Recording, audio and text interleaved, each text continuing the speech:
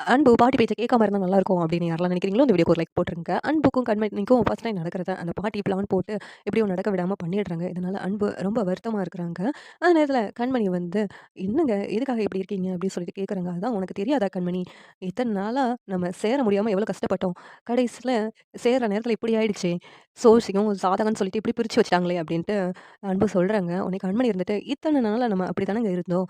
இன்னும் 10 நாள் தானே பொறுத்துக்கோங்க" அப்படின்னு கண்மணி சொல்றாங்க. உடனே அன்பு இருந்துட்டு, "இதுல ஏதோ இருக்கிற மாதிரி எனக்கு தெரியுது. இப்பவே நான் போய் பாட்டிக்கிட்ட பேசுறேன்" அப்படின்னு அன்பு பாட்டிக்கிட்ட போறாங்க. உடனே பாட்டி இருந்துகிட்டு, "என்னடா அன்பு?" அப்படின்னு கேட்குறாங்க.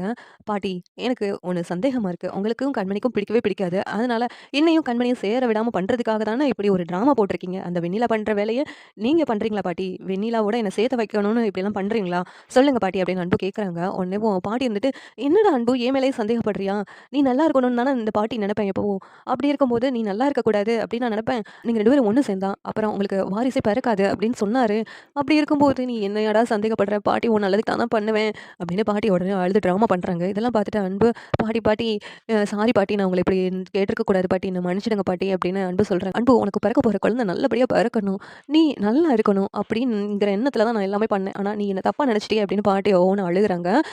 இதெல்லாம் பார்த்துட்டு அன்பு, "சாரி பாட்டி சாரி. ஏதோ தப்பா நெனைச்சுக்கிட்டேன். அந்த வெண்ணிலாவுக்கு நீங்க சப்போர்ட் பண்ணி கண்மணிய எப்பவுமே பிடிக்காத மாரி தானே இருப்பீங்க. அதனால தான் கண்மணிக்கு எதிரா இப்படிலாம் பண்றீங்கன்னு நெனச்சுட்டேன்" அப்படின்னு அன்பு சொல்றாங்க. உடனே பாட்டி இருந்துட்டு, "கண்மணி எனக்கு பிடிக்காது தான். ஆனா உனக்கு பிடிக்கும்லடா. அப்படி இருக்கும்போது நான் எப்புட்றா தடுத்து நிறுத்துவேன்?